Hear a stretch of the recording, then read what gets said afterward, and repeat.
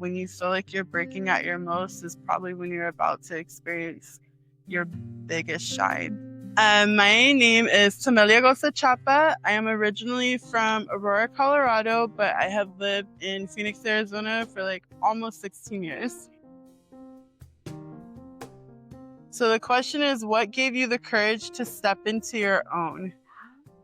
That's crazy. I think for me, growing up, I wasn't really allowed to have a personality or to have any original thoughts of my own. And for the longest time, I just thought that I wasn't supposed to be around. Like, I was best if I was silent or if I tried to be what everyone else wanted me to be. My mother had a very specific idea of the type of child she wanted, and I definitely was not that.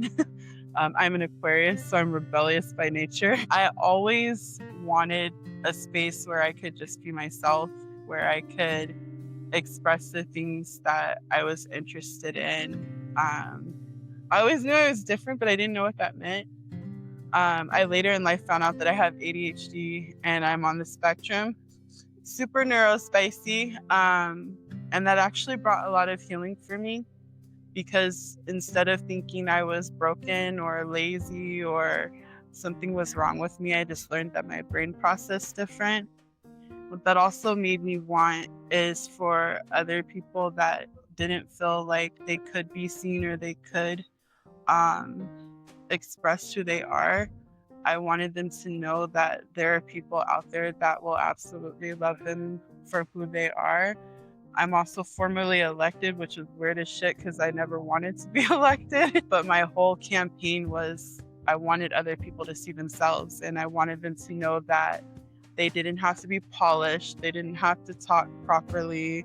In fact, I told somebody I was going to Cardi B the shit out of my campaign, and that's exactly what I did. I said fuck the police a lot, and a lot of people didn't like that, and they survived. I even underwent a really vicious media attack because I took a stance against a Christian university, and I also wore cat ears, and people apparently don't like that, but I wanted people to be seen. I wanted the most vulnerable in our community to know that they absolutely deserve to take up space and that their experiences mattered, and that we're only as strong as our most vulnerable. And if we keep making them more vulnerable, then we won't grow as a community. One of the things I love, as you can see, are sunflowers. And that was actually my campaign symbol, which I did get cautioned not to do that because that wasn't correlated to education. But I picked the sunflower because the sunflower gravitates towards light. And when there's no light outside, they gravitate towards each other. And that's what I think community should do. And so I started my own business called Girasol LLC, where I want to do storytelling. I just started, so it's like still in the beginning stages, but essentially I just want people to see themselves and know that they can take up space and know that they matter. I hope they know that their existence will create something beautiful in this world, and that they just know I shine my weird light so the other weirdos can see it and feel well.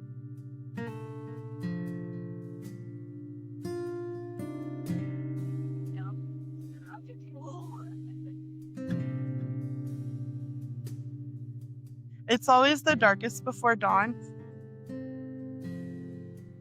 And I have found to be very true in my own experiences, so I'm going to speak my truth, is that the moments where I think I'm breaking the most are the moments where I'm about to blossom the most. Rebirth looks like destruction.